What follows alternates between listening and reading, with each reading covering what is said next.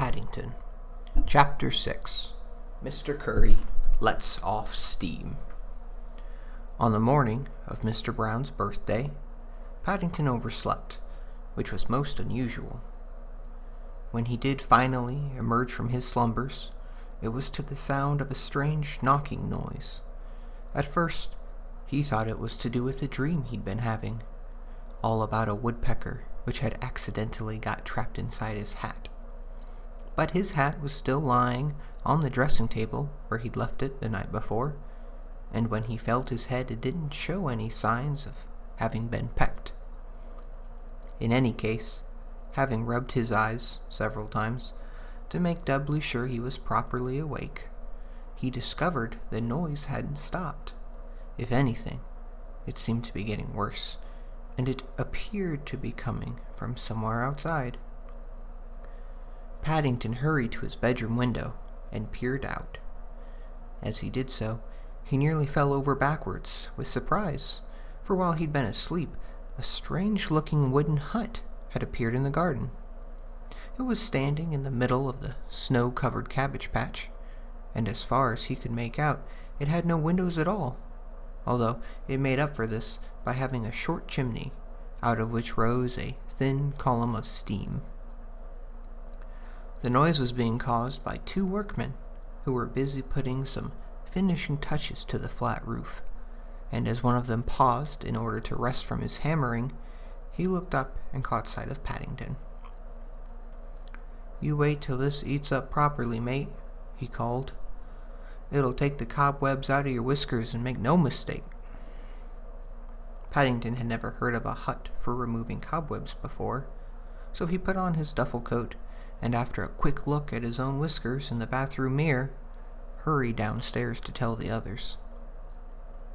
Mrs. Brown and Mrs. Bird exchanged uneasy glances as he burst into the dining room.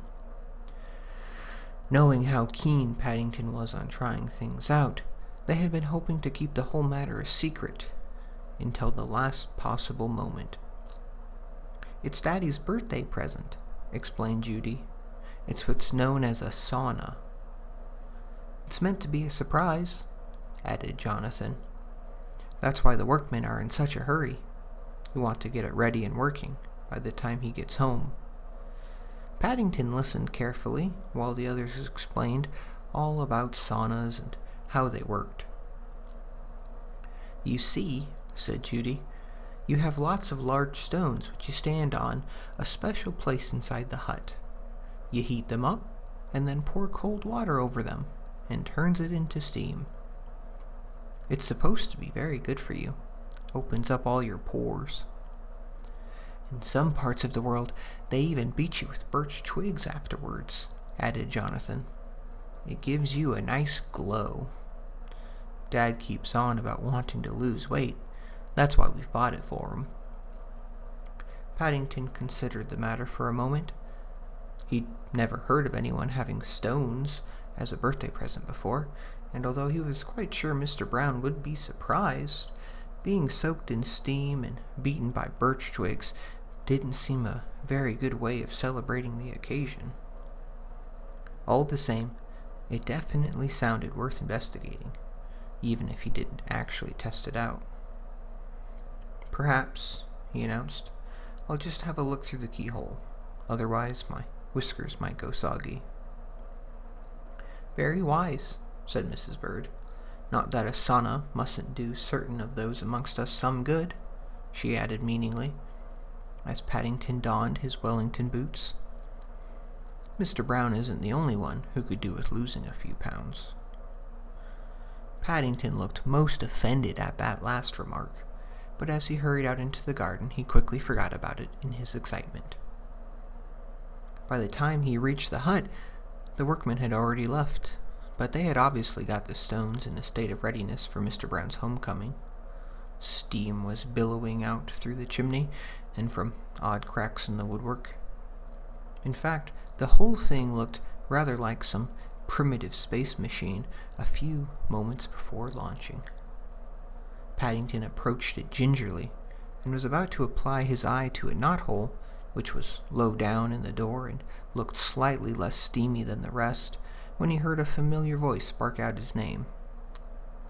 He jumped to his feet, and as he turned round, he saw to his dismay that Mr. Curry was gazing at him over the top of the fence. "What's going on, Bear?" demanded Mr. Curry. "Was that you making all that noise just now?" "Oh no, Mr. Curry," said Paddington hastily. "It woke me up. I was asleep too." "Asleep!" exclaimed Mr. Curry. "I wasn't asleep. I never sleep." He gazed suspiciously across the fence. "What's that monstrosity? What's all that smoke doing? It ought not to be allowed. I've a good mind to report it." "Oh, that isn't smoke, Mr. Curry," said Paddington knowledgeably. "That's steam. It's a birthday surprise for Mr. Brown. It's what's known as a sauna." "A sauna, eh?" Mr. Curry took a closer look at the hut. "It's supposed to be very good for you," said Paddington, warming to the subject as he went on to repeat all that he'd just been told about the matter.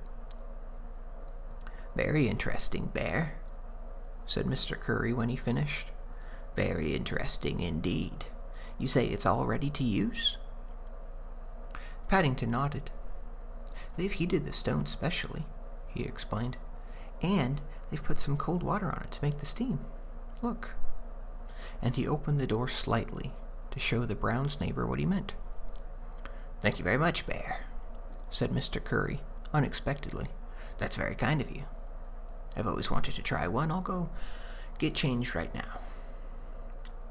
Paddington's jaw dropped as the Brown's neighbor disappeared from view.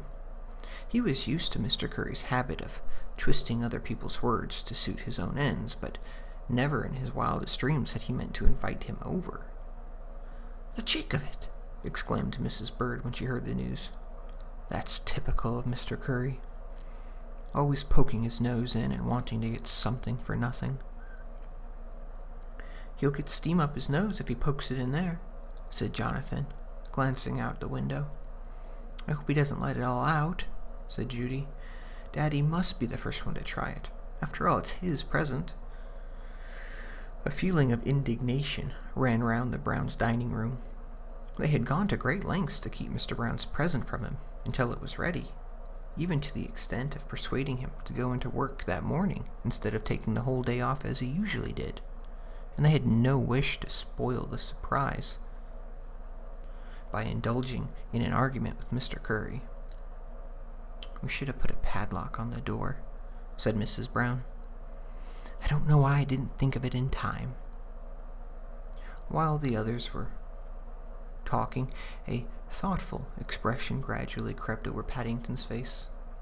Opening up his suitcase, he felt inside the cedar compartment and withdrew a small parcel done up in brightly colored wrapping paper.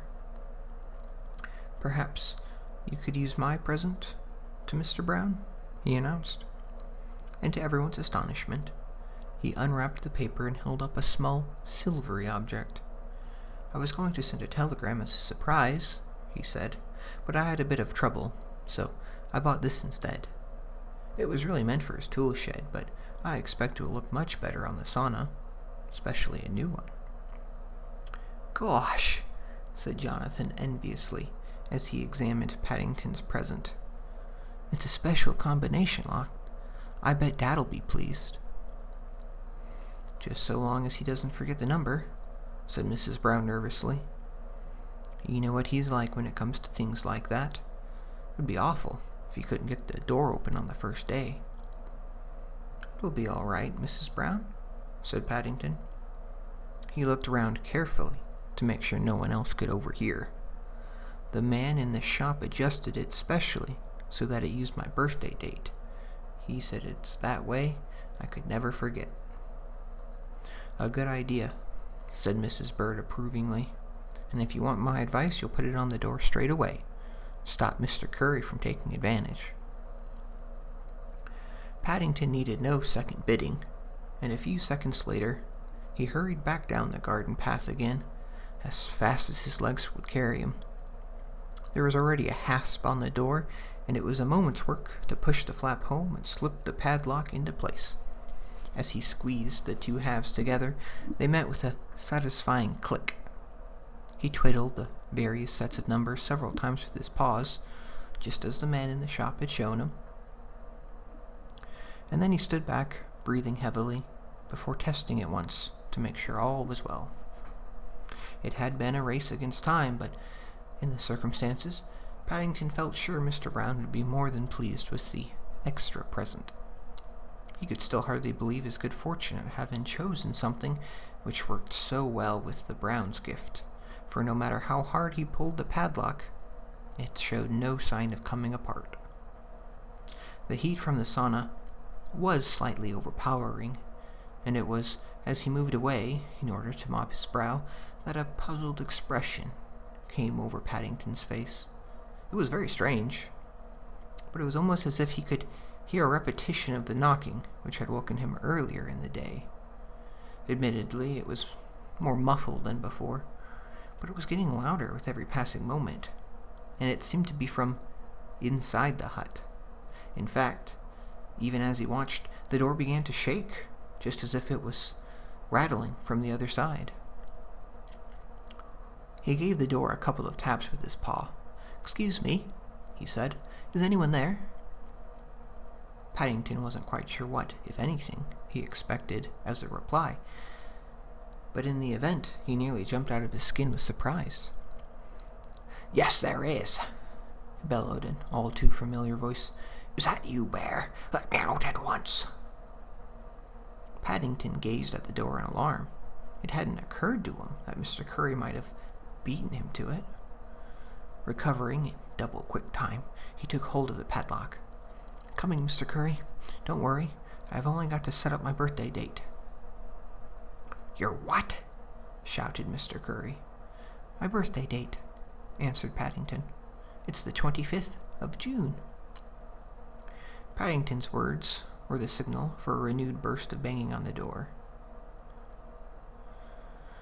"But it's not the 25th of June, roared Mr. Curry. "That was months ago, and it's not your birthday, it's Mr. Brown's." But Paddington wasn't listening. Instead, he gazed unhappily at the door. He couldn't remember ever having seen one shut quite so tightly before. Even allowing for the fact that Mr. Curry wasn't exactly helping matters by banging on it, something seemed to have gone wrong with the lock. No matter how hard he pulled, the two halves were not coming apart. "Shan't be long, Mr. Curry," he gasped, giving the lock one more tug. "It's a bit difficult with paws, and the steam keeps going in my eyes." "The steam keeps going in your eyes?" bellowed Mr. Curry. "What do you think's happening to mine? I'm being boiled alive." Bending down, Paddington peered through the knothole he'd used earlier in the morning. At first it was difficult to make out anything through the steam, but as his eyes grew accustomed to the gloom, he gradually made out the shape of the Brown's neighbor. Even through the haze, he could see what Mr. Curry meant.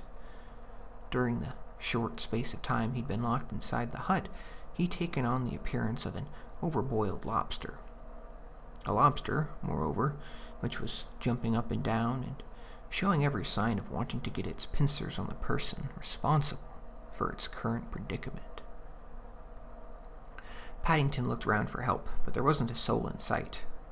In desperation, he opened his suitcase to see if there were any instructions which went with the lock, but apart from several testimonials on the outside of the box, all saying how impossible it was to open one set, there was nothing at all. As he gazed mournfully at his own lock, Paddington felt he could have written a very good testimonial himself at the moment, and given a tape recorder, he could have provided some appropriate sound effects to go with it. He rummaged through the suitcase again. "Would you like an old marmalade sandwich to be going on with, Mr. Curry? I expect I could push some bits through the holes." Paddington was a hopeful bear at heart, but even he had to admit that if Mr. Curry's reply was anything to go by, the market for sandwiches was at a particularly low ebb at the moment.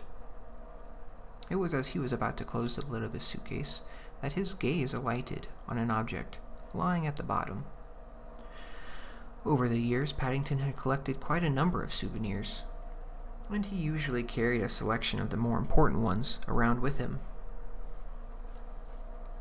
By a strange coincidence, the particular one which had just caught his eye had been given to him some years before when he'd visited Mr. Curry in the hospital. It was a stethoscope, and seeing it reminded him of a film he'd recently seen on television about a famous safe-breaker called Lobes Lavone.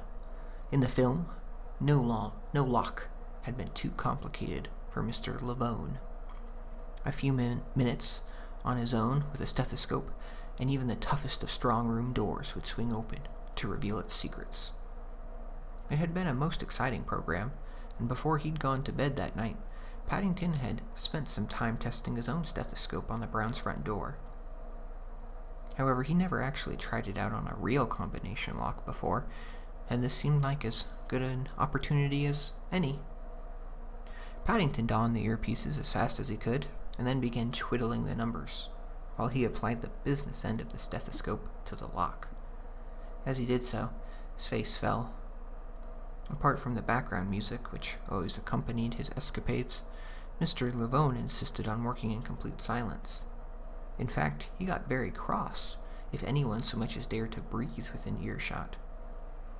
Whereas, heard through earpieces, Mr. Curry's wheezing sounded not unlike a herd of elephants trying to get over a heavy cold.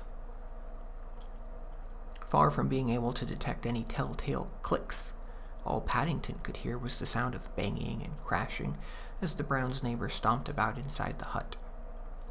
Taking advantage of a sudden lull, he was about to have one final go when his eardrums were nearly punctured by an unusually loud bellow from what seemed like 5 centimeters away.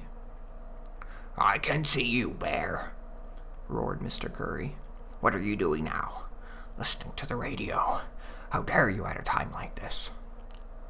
Paddington dropped his stethoscope like a hot potato. "I wasn't listening to the radio, Mr. Curry," he called. "I was having trouble with my combinations." "Your combinations?" The Browns' neighbor sounded as if he could hardly believe his ears. "I'll give you combinations." Paddington looked round, hopefully for inspiration. "Stay where you are, Mr. Curry. I'll think of something." "Stay where I am," spluttered Mr. Curry. "Stay where I am. I can't do anything else thanks to you. It's disgraceful. I'm being boiled alive. Call the fire brigade. Help!" But Mr. Curry's cries fell on deaf ears, for Paddington was already halfway up the garden. Desperate situations demanded desperate measures, and something Mr. Curry said had triggered off an idea in Paddington's mind.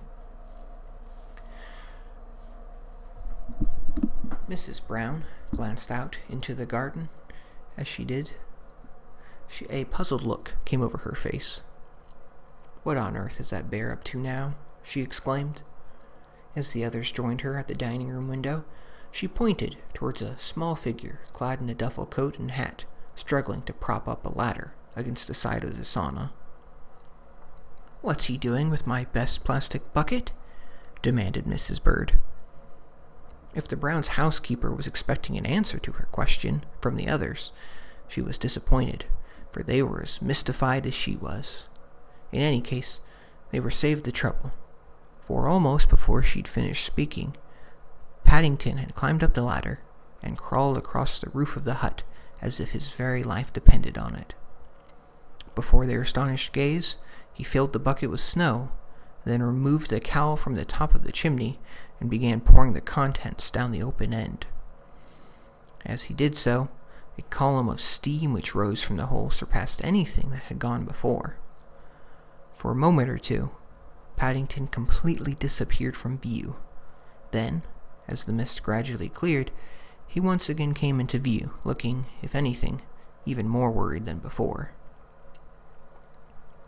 As a distant roar of rage followed by the sound of renewed banging came from somewhere inside the hut, Jonathan and Judy looked at each other.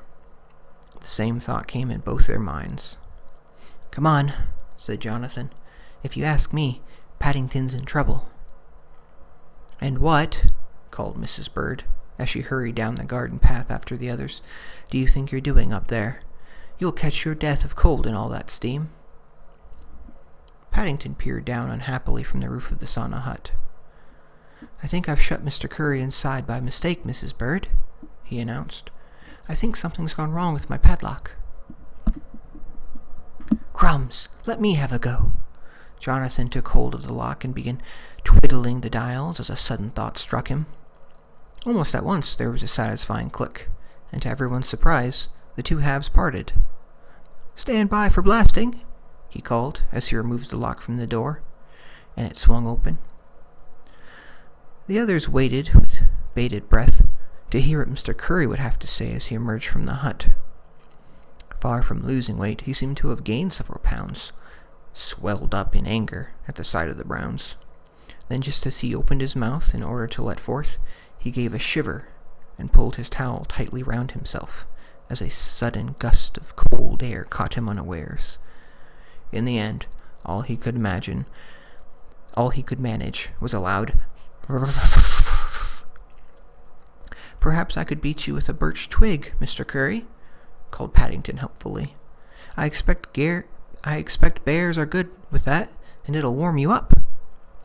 As he peered over the edge of the roof, a lump of snow detached itself from his hat and landed fairly squarely on the top of Mr. Curry's head. "Bah! Come down here at once, Bear. Wait until I get dressed. I'll... Mrs. Bird took a firm grip of her broom handle. "You'll what?" she asked. Mr. Curry swelled up again and opened his mouth as if he was about to say something. Then he thought better of it, and a moment later he stalked off and disappeared through a hole in the fence. "Thank goodness for that," said Mrs. Brown in a tone of relief. "Anyways, at least we know Henry's present works." "Even if Paddington's doesn't," said Judy. "Perhaps they'll change it for you if you take it back to the shop,"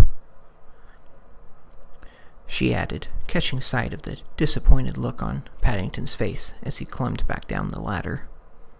"It's a bit difficult with paws," said Paddington sadly, as he tested the lock. For some reason or other, it seemed to have jammed shut again.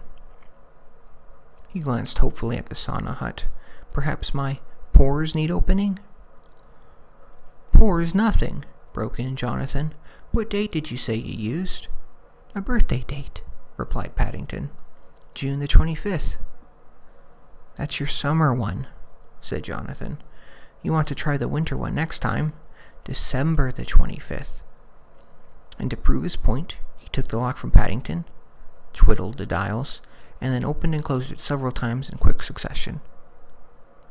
"I always knew there must be something against having 2 birthdays in a year," said Mrs. Brown. "Now I know.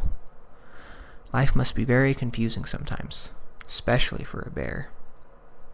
"Especially," said Paddington, "if you're a bear with combinations."